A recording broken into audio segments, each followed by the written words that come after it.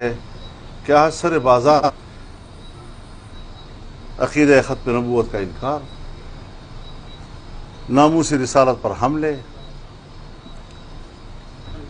صحابہ کرام اور اہل بیت اطہار کے بارے میں کیا کیا زبانیں استعمال ہو رہی ہیں، اور ہم کہتے ہیں صاحب یہ بس مذہبی ایشو ہے۔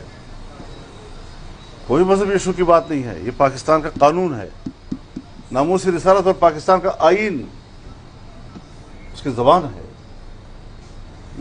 ختم نبوت کے مسئلے پر ہمارا آئین بول رہا ہے، صحابہ کرام اور اہل بیت اطہار کے ناموس پر ہمارا آئین و قانون بول رہا ہے، تو کیا یہ قانون ہاتھ میں لینے والی بات نہیں؟ اور جب کوئی شخص قانون ہاتھ میں لیتا ہے تو پھر مجھے آگے بڑھ کر اس پہ ہاتھ ڈالنا ہے یا ریاست کو؟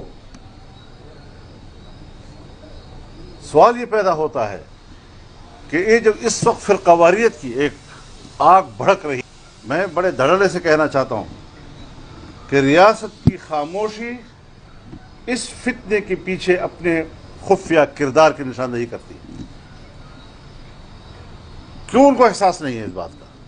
کیوں ملک میں ایسا ہو رہا ہے؟ رد عمل کوئی دکھائے تو ہم میڈیا پہ اس کو زیر بحث لاتے ہیں،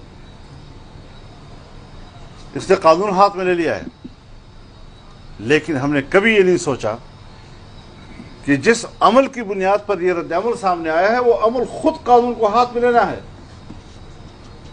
اور اس قانون کو ہاتھ میں لینے کے مرتکب لوگوں کے خلاف یہ ریاست نے آنا ہے۔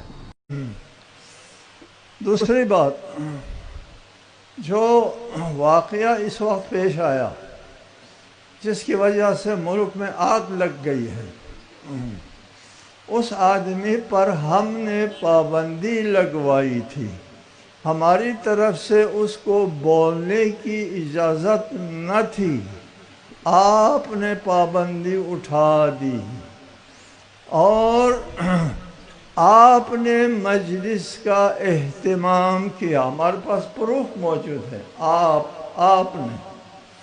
آپ نے مجلس کا خصوصی طور پر اہتمام کیا، پابندی اٹھوائی، اور مجلس کا اہتمام بھی آپ نے کیا، اور اس کے لیے ماتمی دستے لاہور سے بلائے، لاکھوں روپیہ خرچ کر کے مکمل اہتمام کے ساتھ یہ تقریر کرائی، اور پھر اس کے بعد اس کے ہاتھ میں پاسپورٹ تھمایا، جاؤ تمہارا یہ آخری تقریر ہے۔ یہ سب آپ نے کیا ہے، ہم نے نہیں۔ ہم نے اس کو بولنے کی اجازت نہیں دی تھی۔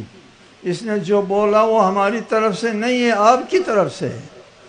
ہماری طرف سے پابندی تھی اور آپ نے پابندی اٹھائی۔ ہم بولنے کی اجازت نہیں دیتے تھے، آپ نے بولنے کی اجازت دی اور بولا، اور آپ کی مقصد کی بات کی چلا گیا۔